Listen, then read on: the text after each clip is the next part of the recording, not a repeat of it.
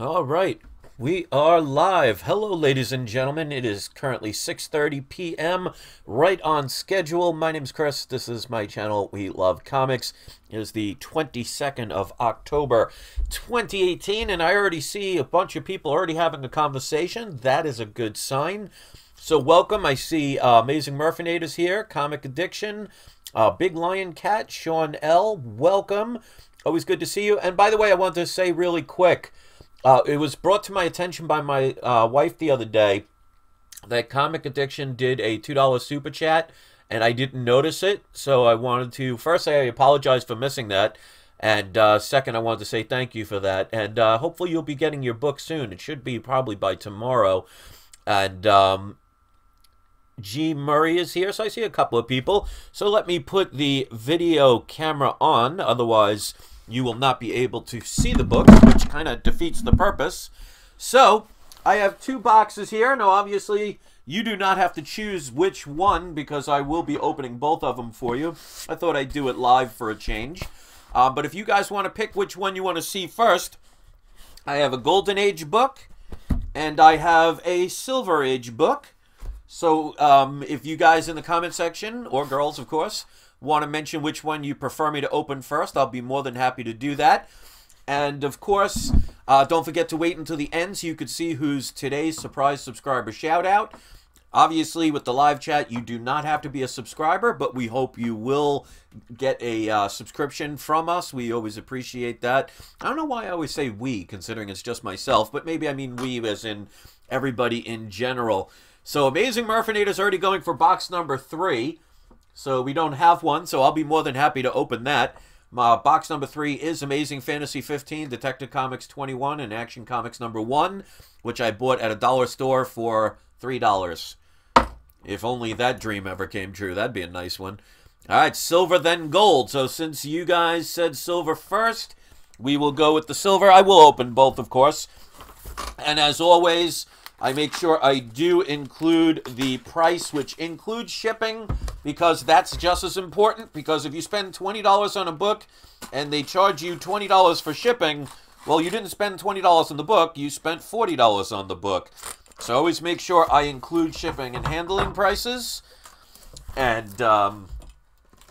this way you get a full idea of what kind of prices. All right, so they were nice enough to include the invoice so I can show the price, just in case somebody says, oh, I don't believe Chris would actually get that book for this price. I will actually show some proof. So here is the first book. This is the Silver Age book. They were nice enough to put it into a top loader. So here we go. And I see Florence is here. Lucky Phil. James. Hello. Ben Fong. Geoff, always good to see you all. Bake the Snake. So I'm seeing a lot of regulars here. That means a lot to me, so thank you. So let me take a look at this. It's a lower grade, probably about a 2.5 to a 3.0. But like you've always heard me say, low grade is better than no grade. Because if you can't afford a high grade and you choose not to get anything at all, well, then you don't have a book. Honestly, with me, I would rather have 6 or 7 lower grade key issues than just one high grade. Because a lot of times, number one, they're going to be harder to sell if you sell them, because if they're more expensive, that's going to reduce the amount of people that could bid on them. And you put a lot of money to the side that you can't use anymore. If you buy a book for $10,000, that's $10,000 of your money sitting, waiting. And a lot of times, the higher grade books, they don't go up very much higher than lower books do. If you actually do research in this, you will actually make a higher return on lower grade books and have more people bidding than the 9.6s to 9.8s. Now, obviously, any way you collect, there is no wrong way. I mean, if you love high grade books, nothing wrong with that. And hey, if you can afford it, you know, God bless you. But Sequential Geek is here. Heidi's here. Welcome. Webhead. I like that name. All right, so let's show the Silver Age book, and then we'll go to the Golden Age. So I have 2 of these books. This is now my 3rd copy. This is Tales of Suspense number 57, which is the first appearance of Hawkeye, who they have, I'm not sure if it's officially confirmed yet, but it's pretty much known that he will be in Avengers 4 as, I believe, Oh, what's his other name for when he becomes a different character? You guys are smarter than me. You'll be able to mention that in the live chat. But this, like I said, it's a lower grade, probably like a 3.5. It does have some writing here. That's basically the ink, those grease pencils where they put the price when they after sale. So there is. Ooh, that's actually even better because it looked like it was ripped off, but it looks like actually it's folded up a little bit right here. So that means that when somebody put it in the bag and board, it kind of went up. I thought it was Ronin, but I wasn't sure, so thank you for that. Because I was thinking of that other character from Guardians of the Galaxy. That's why I was like, well, is it Ronin? But yes, indeed it is Ronin. So he is in Avengers 4. So this is still a great book to have. I mean, this book came out in the mid to late 60s. It's got a little piece missing there. It's got some dirt, which means a dry cleaning will definitely help this book. But like I said, it's probably like around a 3.0 range. But let me show you, well, I'll just tell you, I'm going to look up the price of Tales of Suspense 57, and then I'll get to the next one. And let's see, like I said, roughly about a 3.0. And then I'll tell you the price I paid for it. And I always use GoCollect.com. A couple people have asked me, where can you go on a website to check prices? All right, so a 3.0 would be worth roughly around $250, 2.0 around $130, a 1.0 around $80. So this is definitely better than a 1.0. But here's the price that I paid for it. We have a grand total of $88. Let me kind of close that in so you can see a little better. And 69 cents. So you can see right here, Tales of Suspense number 57. First Hawkeye. So I won it for $81.99. It had $6.70 shipping and handling, which isn't bad, for a grand total of $88.69. So a 0.5 of this book is selling for $65. So I paid $88, which is equivalent to about a price of a 1.0. So that is not a bad price at all to win that comic for. And like I said, this is probably about a 3.0. Pressing will help it because it has a little bit of the indent along the spine, but not major. Of course, I will open it up later and have a look. Just notice that. It has some writing on it, but that won't affect it in that grade anyway. So the price for that book, not bad at all. So let's put that to the side. And we have the Golden Age book. Now, you'll notice this isn't a graded book. This is just a regular comic. The reason it's in this box is because I asked them. Oh, and by the way, Comic Addiction, I saw you have one of these knives, which as soon as I saw that, I guessed that you work in the carpet industry. And lo and behold, like 30 seconds after I was saying that on one of your videos, you actually said that you work for carpets and linoleum. So we have that in common. I used to do that myself. More linoleum than carpet, but I installed all the carpets in my own house, even including these stairs. So that's fun. All right, so here's the book. So what I did was I contacted the seller, and I asked them, can you please, place some cardboard around it and place it in a box. So this way it guarantees that my postal workers will not try and shove it into my mailbox, destroying the comic. Because a lot of sellers will know they are responsible for that. So even if they're not the ones that damaged it, and it was the post office that damaged it, well, if they didn't package it properly, that's their neglect. So they are responsible ultimately for that. So make sure if you ever talk to a seller and they try and say, well, that's not my fault, that is irrelevant to the situation. Know how to protect yourself. So they taped this pretty good, so I want to make sure I open this without slicing the comic. Otherwise, I'll be selling it, half off. All right, let's try and do it this way. I want to make sure, because Golden Age books are actually a lot longer. So I want to make sure I don't slice it, because then we'll have a nice trimmed book. And Golden Age... All right, so they didn't put this in a bag and board, so I do have to be careful. So that's a bad job on their behalf. All right, so, you know what? Give me a second. I'm going to get a pair of scissors. I'll be right back.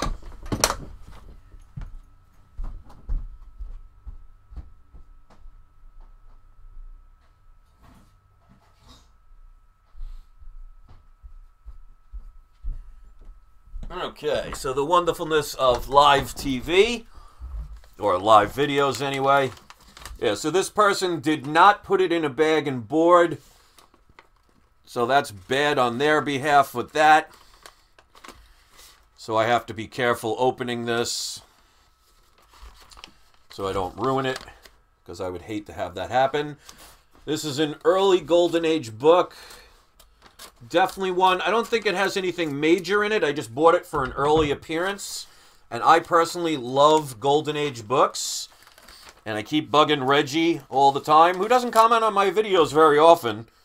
Shame on you, Reggie. That you have to get some Golden Age. Once you have it, you'll be addicted. So this book came out in 1943. It does have... Is that tape? I can't tell. No, it's just... no. But you can see how thick this book is. That's one of the things I love about Golden Age books. This looks like cream to off-white pages. Looks to be intact. Alright, let me just see something really quick.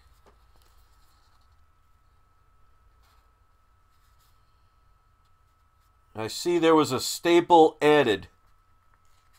So I'm going to have to mention that to the seller because that was not mentioned to me. So let me show the book first. This is Comic Cavalcade issue number 3.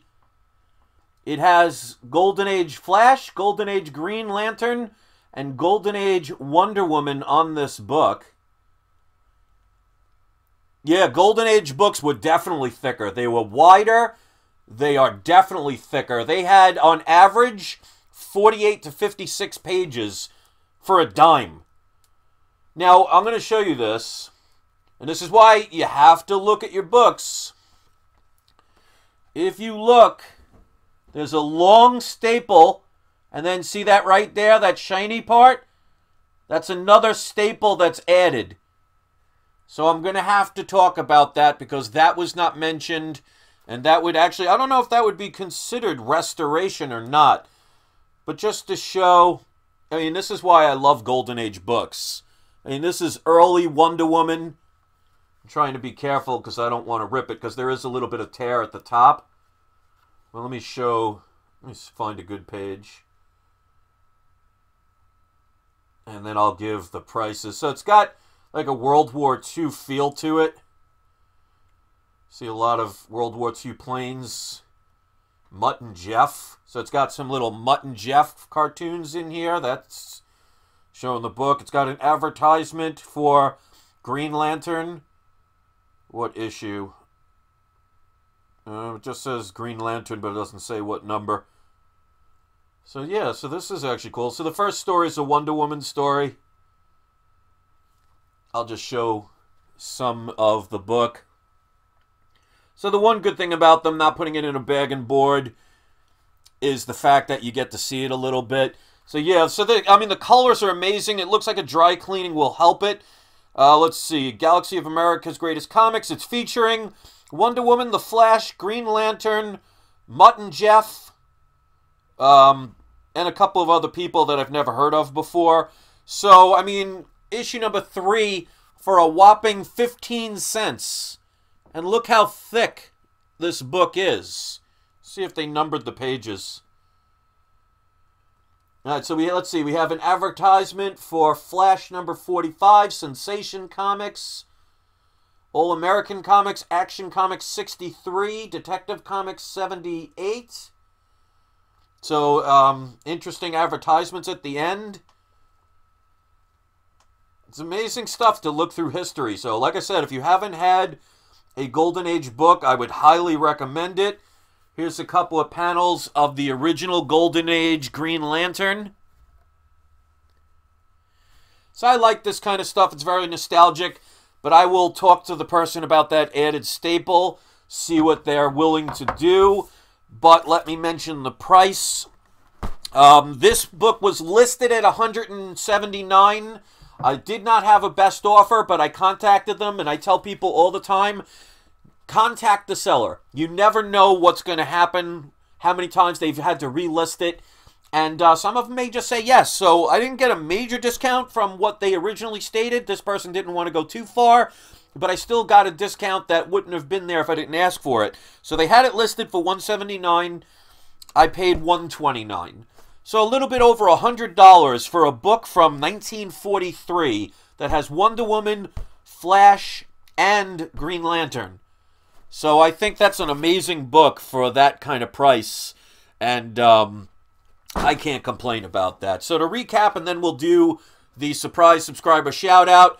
This is Comic Cavalcade issue number 3 from 1943. I mean, that cover looks great. I mean, this cover actually looks a little bit better than the Silver Age one. I would probably say this book's got to be at least a 3.5. Maybe a 4.0. I mean, it has some color breaks. That's to be expected for a book like this. There's a little tear a little piece of the cover missing there. There's a color break increase here. And just to show the back, I mean, the back has got some dirt, but a dry cleaning could help that a little bit. But as you can see, no missing pieces. For a book this old, I mean, it's definitely got a couple of spinal color break increases along here, but that's to be expected. I mean, a book this thick, I'm actually surprised it's not worse off. It's got a little bit of a tear right there, but it doesn't go all the way through, but it does break color. But overall, I mean, that cover looks amazing. This is a book I definitely will be getting graded, provided, you know, what happens with that extra staple. I'll have to find out about that. So there is a split from about here up. So that would still be around a 3.0 to a 4.0 range, even with that split. Bottom looks good. There's a couple of color break increases, but overall, not bad at all. Ramsey says, hey, Chris, is CBS going to be bought out by CGC? Well, hard to tell, but that's definitely something we don't want. We don't want a monopoly because, trust me, you think prices are expensive now with places like CGC, and you think they're slower now? Wait until they end up being the only monopoly of this. You don't want that. That's why I tell people all the time, with CBCS and PGX as well, you love them or hate them, they're competition. Competition is what keeps prices down and keeps quality up. So be careful what you wish for. Some people hate CBCS and PGX so much they wish them to go out of business. Let's say they do go out of business. Now CGC is the only one. Where are you going to go if they don't give you the proper customer service, or they grade them incorrectly, or they raise their prices more, or there's a 5-month delay? So there are people in the community that really need to be careful about getting rid of competition. Now, we need, of course, quality competition, and that's putting people to task and making sure they give us what we need. But the last thing you want is for CBCS and PGX to go out of business and CGC to have a monopoly. Trust me, good things will not come out of that kind of situation. So, you know, we got to be careful about that. So, would CGC buy them out? I absolutely would not be surprised if they didn't at least try. I don't think it would happen, but you never know. Nothing's impossible these days. I mean, they were already bought out by another company already, so who's to say they might have financial problems? Because, you know, a company will never tell you they have financial problems until they file for bankruptcy. Because obviously if they said they have financial problems, people will be afraid to put their books and send their books. That will guarantee financial problems. So by the time you usually hear that information, it's usually they're way into debt at the point where there's nothing they can do about it. So remember, you can't think of these things from a from a comic book perspective. You got to think of it from a business perspective. Let me see.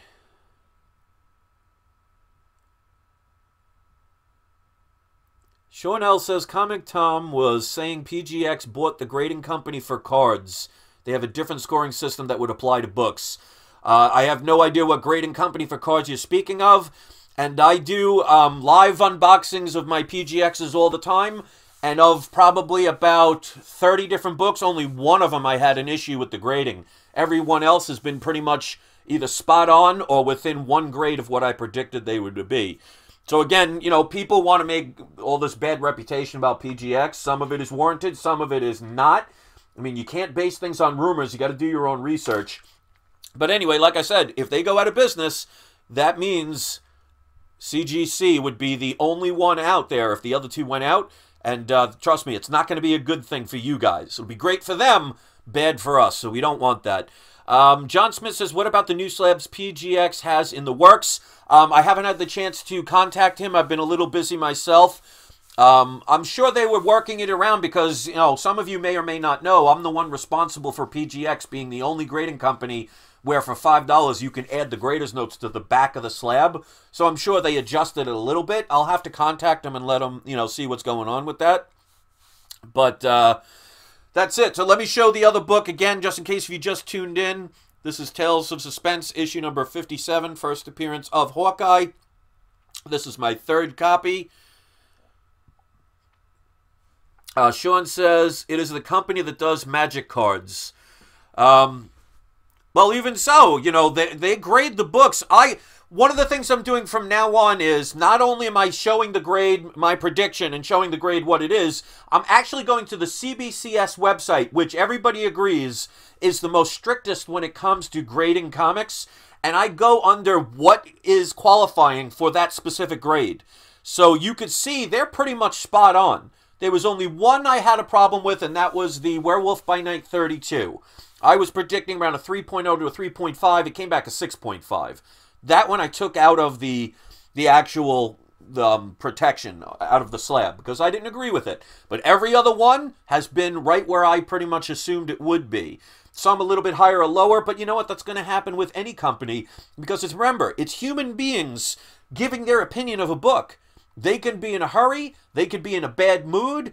They could just make a mistake. They could be tired. You know, it is subject to somebody's opinion. Always keep that in mind. So, let me just read one more comment. Geoff says, I hate playing Monopoly with my grandmother. I think CGC would be a horrible idea, CGC Monopoly.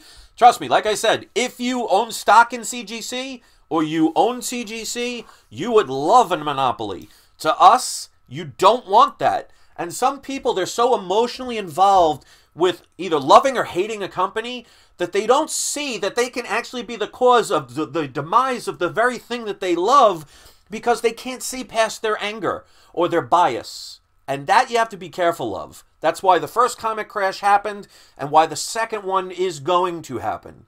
I don't want it to happen. I don't want to lose all of these people who love comics, and many people will disappear like they did the first time around. But if people don't do the right thing and base everything on their own bias, their own opinion, and don't base things on business, they're going to only hurt themselves in the long run. So, you know, like they say, be careful what you wish for, you may get it. All right, so let's do the surprise subscriber shout out. I always appreciate everybody that comes here. And if you are so kind to give it a thumbs up, I appreciate that. You don't have to. It's not a requirement. It is something that I hold as a personal thank you for all of you. Let me see. Today's surprise subscriber shout out. I'm going to give it to someone that actually subscribed to me for a while and has come back recently. I always appreciate that. Sometimes people get tired of videos and then all of a sudden they want to come back. So DC Big Also Ya, I probably totally just butchered that. You are today's surprise subscriber shout out. Everybody that comes here, I appreciate it. There's a big dialogue coming on. Bobby Beltran just came in. John 1776. Heidi is here. Welcome. Let me just say hi to a couple people. Joe Richardson, John Smith. Let's see. Chaos Lord, always good to see you again. Ramses, I appreciate it. Noah Burke, welcome. Let's see. I don't want to miss anybody. I think that's pretty much everybody because I see a lot of people. Dan Lewis. Manny the Comic Collector. So I'm seeing a lot of repeat people. So that means a lot to me. So thank you very much. I hope you enjoy my videos. I enjoy making them. It's been a fun ride so far. Soon, when it comes to January 31st of next year, it will officially be 2 years since I've come back to the comic book community. It's had its ups and downs, and I have a fun time regardless, especially with you guys. And like I always do with Reggie's videos, he comes in at the last minute when I'm ending, so shame on you, Reggie, but better late than never. So just to recap, for those of you who are just coming in, this is Tales of Suspense 57. I paid a grand total of $88 for this book, which includes shipping and handling. And then the Golden Age book, which Reggie, we're going to get Reggie to finally get his first Golden Age book. This is Comic Cavalcade, or Cavalcade, issue number 3. And I spent a grand total of $129 for this Golden Age beauty with Wonder Woman, The Flash, and Golden Age Green Lantern. So thank you very much. I always appreciate you guys watching. Hit the notification bell. If you haven't seen a video in 3 or 4 days, that means you're not getting the notifications, because I pretty much do almost every single day except for Saturdays. I hardly ever do a video on Saturdays. It's just too busy of a day. So check out my channel just in case you don't get notifications in a couple of days. And don't forget, it's not you, it's not I, it's We Love Comics. Thanks for watching, everybody. I always appreciate you coming in and giving me a moment of your time. And if you're watching the football games, enjoy them. And I will see you next video. Peace out, my brothers and sisters and comic book collectors.